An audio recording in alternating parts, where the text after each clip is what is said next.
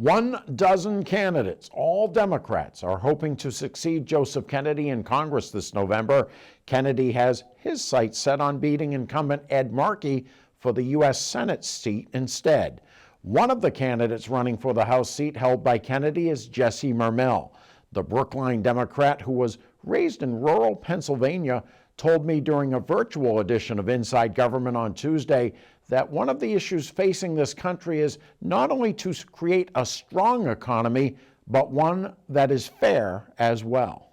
It is impossible for me to come from where I came from and not care about that. It's funny that you bring it up, because I was literally on the phone with my parents yesterday, and we were talking through how some of the people back in Honesdale might have been doing, and it just it unearthed old stories and old memories. And I remember being at a friend's house, my friend Lisa, and she invited me to stay over for dinner before she had asked her parents. And I remember overhearing her parents in the next room discussing whether or not they could afford to have me stay for dinner, right? Could they afford to add another serving into the pot? Could they manage to stretch what was already in the pot to feed another mouth? I mean, I could never possibly forget that. We know that the economy we have right now, even before this crisis, is deeply unfair and deeply unequal for so many people, and exponentially more so for people of color. The only possible way that we can truly move forward and recover from this crisis that we are in now, and I mean health crisis and economic crisis, is to build a fair economy, pay people fairly, make sure people have a safe, affordable place to live, have transportation that is reliable and safe and extends where it needs to go so that people have access to opportunity. We need to close our educational opportunity gaps. We need paid family and medical leave and earned sick time.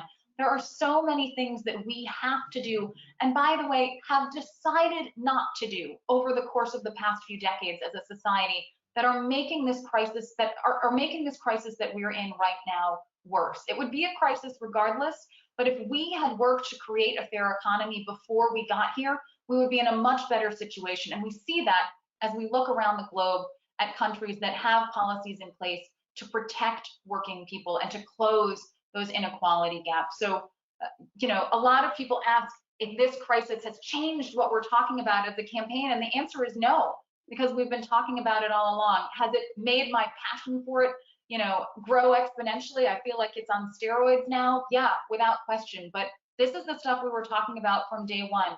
I can't be from Honesdale, Pennsylvania, and grew up with the people I grew up with and the experiences that I had, and not think about how I can devote my life to creating a fair economy that actually works for people.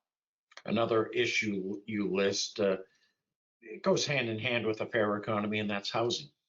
Yeah, absolutely. I spent the past 5 years running the Alliance for Business Leadership. It's the progressive business group for Massachusetts. So the business leaders from businesses big and small, every industry, who are focused on tackling economic inequality and social mobility. And one of the single biggest issues that we worked on was housing, affordable housing, workforce housing, middle income housing, because you can't have a fair economy that works for everyone if people don't have a safe and affordable place to live within a reasonable distance of where they want to work and play. And it is impossible for folks to live in the greater Boston area right now and feel like that's the reality, right?